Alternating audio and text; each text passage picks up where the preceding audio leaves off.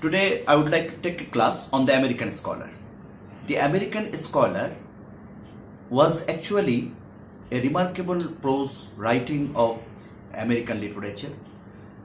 Though the American scholar is not actually a prose or essay writing, rather it was an oration, and this oration or the deliberation was delivered by Emerson in a conference at Massachusetts to the Harvard College to the American scholars, and he attempted to motivate the scholars to undertake some duties for the development of America.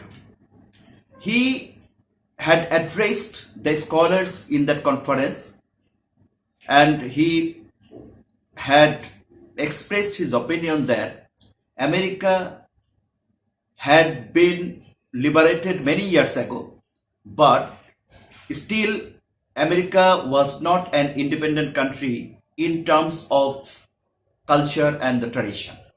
The deliberation was delivered in 1837, nearly after 50 years of the independence of USA or America. But Emerson believed that America was still under the influence of European culture and tradition, and he welcomed all the scholars to undertake their duties and responsibilities to liberate America from the cultural tradition of European influence. Emerson had talked about, the role of the human beings in his own way. He had taken an example of the hands. He had given the example of the hands in this way that in a single hand there are 5 fingers. So in 2 hands of the human beings there are 10 fingers. Similarly, one man is considered to be similar to a hand, and that person has the 5 types of role as a hand has 5 fingers. In this way, a man can perform many roles at the same time. A man, if I give the example, or suppose a man is the citizen of a country, but he is not only the citizen of a country, he is the father of someone, he is the son of someone, he may be the brother of someone, he may be in a profession. In this way, this person has multidimensional roles and responsibilities. If this person performs all the roles and responsibilities, then a country is bound to be developed. And that is why, Emerson had motivated the scholars so that a person can become many persons at the same time. And Emerson had also addressed the scholars to be a man of thinking.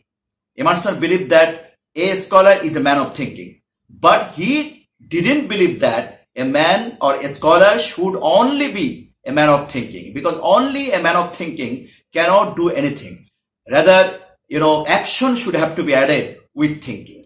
And therefore, a man of thinking will do something fruitful if he can be transformed into a man of action. So there should be the blending between thinking and action for the betterment of the country.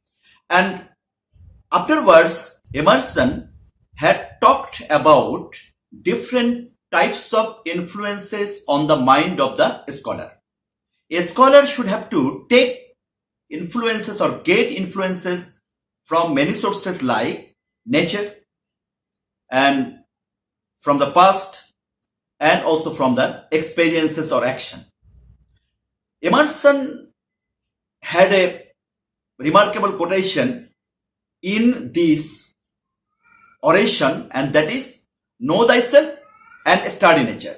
Know thyself was actually quoted or was told by Socrates many years ago, but Emerson had added study nature with know thyself for making a person, efficient.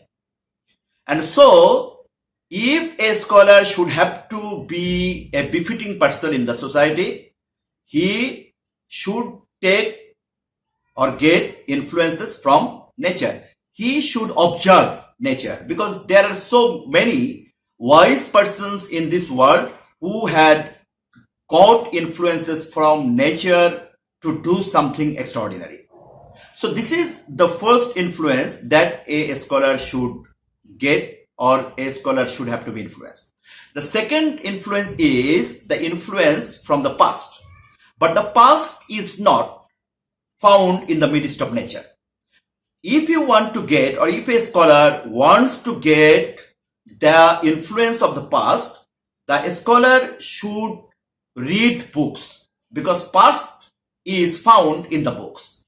The past of, observation, or the past knowledge, past experiences are found to be narrated in the books. And therefore, a scholar should be habituated to read more and more books for getting influences, and the influence of the book is the second influence that works on the mind of the scholar. The third influence is the influence of the action, or influence of the experiences.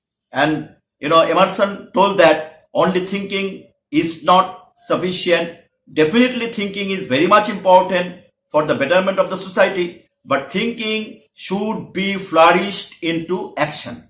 And therefore a scholar should get influence of action or experience for doing something better for the society.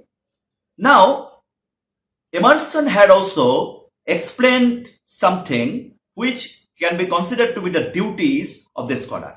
A scholar has many duties. A scholar should enrich himself with knowledge. A scholar should be motivated with the self-sacrifice. A scholar should be interested in sacrificing for the society, sacrificing for the state.